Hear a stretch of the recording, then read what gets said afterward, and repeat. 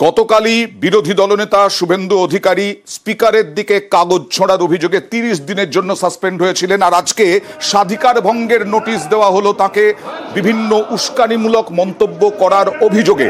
বিরোধী দলনেতার বিরুদ্ধে privilege notice, আর তাতে মুখ্যমন্ত্রী ভেতরে বলবেন, সেই সময় বাইরে ধর্ণা দেবেন। তার প্রতিবাদে বিজেপি বিধায়করা, সেই ধর্ণা চলছে। কথা বলবো প্রতিনিধি আবিরের সঙ্গে। আবির, এই মুহূর্তে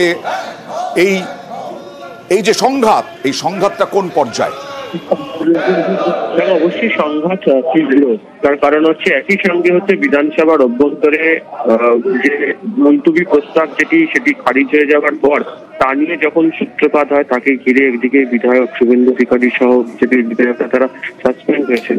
আবার অন্যদিকে দেখতে পাওয়া যাচ্ছে সাসপেন্ড হওয়ার পর তিনি যে ধরনের মন্তব্য করেছেন, সেই মন্তব্যের পরিপ্রেক্ষিতে তার বিরুদ্ধে প্রিভিলেজ নোটিশ বা স্বাধিকার ভঙ্গের নোটিশ সেটাও গৃহীত হয়ে গিয়েছে। ফলে বর্তমান অবস্থাতে দাঁড়িয়ে দুই পক্ষের, শাসক এবং বিরোধী উভয় পক্ষের মধ্যে বিধানসভার এই আচরণকে ঘিরে তরজা চরমে। ইতিমধ্যেই দেখতে পাওয়া যাচ্ছে যে বিধানসভা অধিবেশন চলছে, অন্যদিকে বিরোধীরা কেউ নেই, তারা বয়কট করেছে। তারা বিধানসভার গাড়ি বারান্দাতে বসে তারা তাদের তরফ থেকে তাদের যে বিক্ষোভ কর্মসূচি চালিয়ে যাচ্ছে, এবং তারা যে মন্তব্য করেছেন সেই মন্তব্যতে তিনি যে অনড় থাকবেন তার তো আজকে সেটা তিনি বুঝিয়ে দিয়েছেন। অগ্নিমিত্রা পল এই নিয়ে কি বললেন বিধায়ক, দেখাবো। এটা খুব ক্যালকুলেট করে করা হয়েছে। মহামহিম রাজ্যপালের যে বক্তব্য, তার উপর আমাদের বক্তব্য ছিল আজকে। অনেক অপ্রিয় হলেও সত্য কথা আমরা বলে দেব।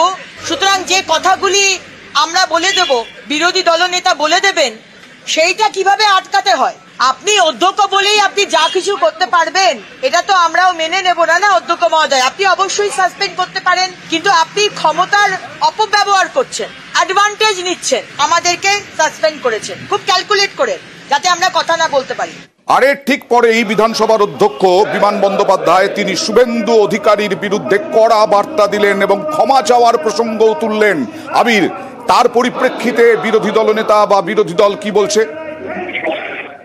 শুভেন্দু অধিকারী তিনি আজকে বলছেন, তিনি যে কথা বলেছেন, তিনি যে বক্তব্য রেখেছেন, সেই বক্তব্যে তিনি অনড় থাকবেন, এবং তাকে যে সাসপেন্ড করা হয়েছে, সিভিলে জানা হচ্ছে সেই বিষয়কে ঘিরে তিনি যেটা উল্লেখ করছেন যে এটা নাকি ভয় পেয়ে গিয়েছে, এবং সে কারণে তিনি শব্দবাহী ব্যবহার করেছেন মুঝে আচ্ছা লাগা। তবে আবারও বলছি, দুই তরফের যে তরজা, সেই তরজায় সাসপেন্ড এবং স্বাধিকার ভঙ্গের নোটিশকে ঘিরে বিধানসভার অভ্যন্তরে সরগরম করে রেখেছে রাজনৈতিক মহলকে। তার মানে এই সংঘাত যে আরো দীর্ঘায়িত হবে তা বলার অপেক্ষা রাখে না। মুখ্যমন্ত্রী বক্তব্য রাখবেন আর কিছুক্ষণের মধ্যেই বিধানসভায়, সেদিকেও আমাদের নজর থাকবে। স্পিকার কি বললেন, কি কড়া বার্তা দিলেন, প্রথমে দেখাবো, এবং অগ্নিমিত্রা পল বা বিজেপির বিরুদ্ধে শোভনদেব চট্টোপাধ্যায় তিনি কি বললেন তাও দেখাবো। আমি অবাক হয়ে গেছি যে আমাদের ভারতবর্ষের গণতন্ত্রের যে মূল কাঠামো, যেটা সংবিধানে লেখা রয়েছে, এবং সেটাকে আঘাত করে যে ধরনের বিবৃতি দেওয়া হয়েছে, এটা আমরা সত্যি কথা মর্মাহত। বিধানসভা দুর্বল নয়, আপনাদের মাধ্যমে এই বার্তাটা যেন তার কাছে যায়। বিধানসভার সদস্য হিসেবে বিধানসভা সংক্রান্ত ব্যাপার নিয়ে যদি বিভাগের কাজকর্ম নিয়ে বাইরের সমালোচনা করেন, বিধানসভাও জানে সেইভাবে কিভাবে তাকে ট্রিট করতে হবে। যে ধরনের বিবৃতি দিয়েছে এটা সম্পূর্ণ সংবিধানের পরিপন্থী। যে ধরনের প্ররোচনা উনি দিচ্ছেন, পশ্চিমবঙ্গ যে এখনো শান্ত আছে এটা যথেষ্ট। ওনার প্ররোচনাতে যদি কেউ পা দেন তাহলে পশ্চিমবঙ্গে অনেক বেশি অশান্তি হতে পারে, এটা ওদের বোঝা উচিত, এবং মানুষের কাছে ক্ষমা চাওয়া উচিত এই বিবৃতি দেওয়ার জন্য। যে ধরনের মন্তব্য করেছেন তিনি মুখ্যমন্ত্রীকে এবং এই সরকার, তারা অত্যন্ত অপমানিত বোধ করেছে। খুব কুৎসিত মন্তব্য করেছেন, যেটা কিনা আমাদের সকলকে অসম্মানিত করেছে, অপমানিত করেছে। এই কারণের জন্যই আমরা আজকে এখানে তার এগেইনস্টে প্রিভিলেজ মোশন এনেছি, এবং তারপরে বিধানসভায় দাঁড়িয়ে ধিক্কার জানিয়েছি। আমার মনে হয় না বিধানসভার ইতিহাসে কখনো এই ধরনের উক্তি কেউ কখনো করেছে সদস্যদের সম্পর্কে। গতকালই বিজেপি সিদ্ধান্ত নিয়েছিল যে এইভাবে ধর্নায় বসবে, তারা বিধানসভার ভেতরে যাবে না। বিধায়করা এখন ধর্নায় বসে আছেন, কারণ গতকাল যেটা বলছিলাম প্রথমে, 3 বিধায়ক সহ 4 জনকে, শুভেন্দু অধিকারী সহ 4 জনকে সাসপেন্ড করা হয়েছে। এ নিয়ে শাসক বিরোধী তরজা তুঙ্গে। বিরোধী দলনেতা শুভেন্দু অধিকারী সহ 4 বিজেপি বিধায়ককে 30 দিনের জন্য বিধানসভা থেকে সাসপেন্ড, আর এ নিয়ে রাজ্য রাজনীতির হাওয়া গরম। বিজনেসকে আমরা অগ্রাহ্য করেছি, টুকরো টুকরো করেছি ছিঁড়ে, এবং আমরা সেটা উড়িয়ে দিয়ে 10 মিনিটের বিক্ষোভ করে বাইরে বেরিয়ে এসেছে। তারপরেই আগে থেকে সাজানো প্লট অনুযায়ী বিরোধী দলনেতাকে টার্গেট করে আমি ওয়েলে নেমেছি, কিন্তু বঙ্কিম ঘোষ বা অগ্নিমিত্রা পাল ওয়েলে নামেনি, তাদেরকেও সাসপেন্ড করা হয়েছে। আমাদের সরকারি কাগজগুলো যেগুলো আমাদের ওদের সরবরাহ করা হয়েছিল সেগুলো ছিঁড়ে আমার চেয়ারের দিকে ছুঁড়ে ছুঁড়ে মেরেছেন। এই আচরণটা সত্যি অত্যন্ত নিন্দনীয়। সেই মর্মে আজকে একটা মোশন এনেছেন আমাদের শ্রী নির্মল ঘোষ, ওদের এই আচরণের জন্য ওদের 30 দিন, আগামী 30 দিন বা সেশন শেষ হওয়া পর্যন্ত সাসপেন্ড করা হোক। সেটা আমরা ভোটে দিয়েছিলাম, এটা ক্যারেড হলো এবং accordingly they are suspended for 30 days। রাজ্যে সরস্বতী পুজোয় বাধা দেওয়া হয়েছে, এই অভিযোগে সোমবার বিধানসভায় মুলতবি প্রস্তাব আনেন বিজেপির মহিলা বিধায়করা। এই প্রস্তাব পাঠ করেন বিজেপি বিধায়ক অগ্নিমিত্রা পাল। প্রস্তাব পাঠ করতে দিলেও এ নিয়ে আলোচনার অনুমতি দেননি স্পিকার। প্রতিবাদে বিজেপি বিধায়করা বিক্ষোভ শুরু করেন। ওয়েলে নেমে কাগজ ছিঁড়ে বিক্ষোভ দেখান শুভেন্দু অধিকারী। অভিযোগ, স্পিকারের চেয়ারের দিকে কাগজ ছোড়া হয়। এ নিয়ে ব্যবস্থা নেওয়ার হুঁশিয়ারি দেন স্পিকার। তখন ওয়াকআউট করেন বিজেপি বিধায়করা। এরপরেই বিরোধী দলনেতা সহ বেশ কয়েকজন বিজেপি বিধায়ককে সাসপেন্ড করার প্রস্তাব পেশ করেন তৃণমূলের নির্মল ঘোষ। তাতে বলা হয়, এ ধরনের আচরণ বিধানসভার রীতি বিরোধী। অধ্যক্ষের সঙ্গে এমন আচরণ করা যায় না। এই প্রস্তাবের ভিত্তিতে 30 দিনের জন্য বিধানসভা থেকে সাসপেন্ড করা হয় বিরোধী দলনেতা সহ 4 বিজেপি বিধায়ককে। শুভেন্দু অধিকারী ছাড়াও 30 দিনের জন্য সাসপেন্ড করা হয়েছে 3 বিজেপি বিধায়ককে। আসানসোল দক্ষিণের অগ্নিমিত্রা পল, চাকদার বঙ্কিম ঘোষ এবং গোঘাটের বিশ্বনাথ কারক।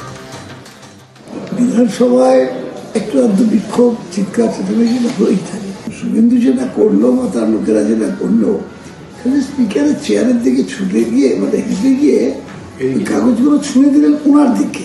আজকে যে আচরণটা করলেন সে আচরণটা নিঃসন্দেহে খুবই অন্যায় কাজ বলে আমি মনে করি। সমস্ত মহিলা বিধায়করা আমরা একটি অ্যাডজর্নমেন্ট মোশন এনেছিলাম যে আজকে সারা পশ্চিমবঙ্গে আমরা দেখতে পাচ্ছি সরস্বতী পূজা করতে দেওয়া হচ্ছে না। আমাদের আলোচনা করতে দেয়নি, আমরা প্রতিবাদ করেছি সেখানে প্রায় 10 মিনিট এবং আমাদের বিরোধী দলনেতার নেতৃত্বে আমরা ওয়াকআউট করেছি। মঙ্গলবার বিধানসভায় ভাষণ দেওয়ার কথা মুখ্যমন্ত্রী, সাসপেন্ড হওয়ায় তখন কক্ষে থাকতে পারবেন না বিরোধী দলনেতা। নিউজ 18 বাংলা। এবার চলে যাব ঘাটাল মাস্টার প্ল্যানের খবরে।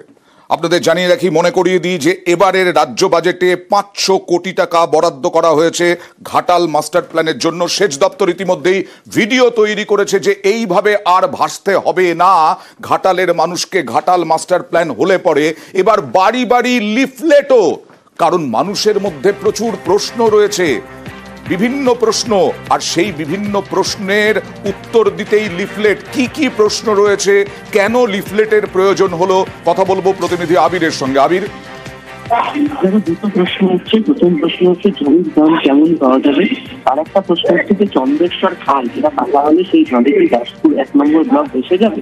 গত রোববার দিনকে বৈঠকে দুটো প্রশ্নের উত্তর দেওয়া হয়েছে, কিন্তু সিদ্ধান্ত নেওয়া হয়েছে যে ঘাটাল মাস্টার প্ল্যান বাস্তবায়নে স্থানীয় বাসিন্দাদের বোঝাতে যাবে হচ্ছে কমিটি। এই জন্য মাস্টার প্ল্যানের সুবিধার জন্য লিফলেট চাকরি ফেলা হয়েছে এবং গ্রাম থেকে সহ বাড়ি বাড়ি লিফলেট দিয়ে যাবেন কমিটির সদস্য। সূত্রের খবর, ইতিমধ্যেই প্রশাসনের দায়িত্ব ভাগ করে দেওয়া হয়েছে। রাজ্য সেচ দপ্তর সূত্রের খবর, প্রায় 10,000 কৃষক পরিবারের থেকে 105 একর জমি কেনা হবে। যারা জমি দেবেন, জমি দাতা যারা রয়েছেন, বাজার মূল্যের চেয়ে 2 থেকে 2.5 গুণ বেশি দাম দিয়ে তাদের কাছ থেকে জমি কেনা হবে।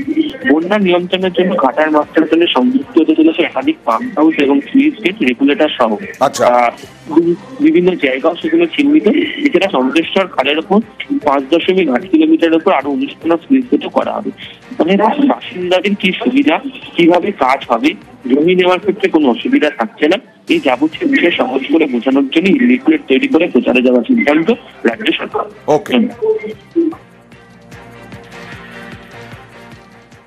আর কিছুক্ষণের মধ্যেই জবাবি ভাষণ দেবেন মুখ্যমন্ত্রী মমতা বন্দ্যোপাধ্যায় বিধানসভায়। বিধানসভা যাওয়ার আগে তিনি ভবানীপুরে একটি স্কুলে গেলেন, মাধ্যমিক পরীক্ষার্থীদের খোঁজ খবর নিলেন, অভিভাবকদের সঙ্গে কথা বললেন।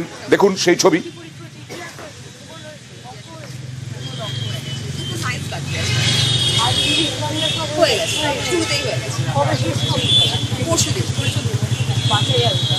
ওরা পরীক্ষা দিয়ে করে বেরো, আমি আপনাদের সাথে দেখা করে দিলাম।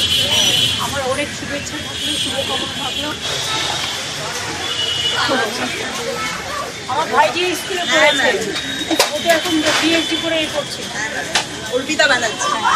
ভালো থাকুন আপনারা, আপনিও ভালো থাকবেন। স্টুডেন্টরা ভালো দেখুন রং করলে টাকা না, এখন আমি ওটা পরীক্ষা যদি বুঝবো না। আপনারা বলুন যদি রং করবেন ভালো করে, কি এস্টিমেট আছে আমাকে করে দিন। আমি প্রতিবারই দেখা করতে আসি। আপনি পরীক্ষা দিয়ে বেরোলে যেমন ওই পরীক্ষা জিওগ্রাফি ওকে, আর কখনো তো দেখবেন না, সব ঠিক হয়ে যাবে। আমার কাছে যেগুলো আছে আমি করে দিই, আপনারা 7 দিনের মধ্যে তৈরি করুন। আজকে কি বার? মঙ্গলবার। নেক্সট মঙ্গলবার এসে নিয়ে যাবে, ঠিক আছে? বুকটা দেখে রাখুন। ওকে, থ্যাংক ইউ সো মাচ।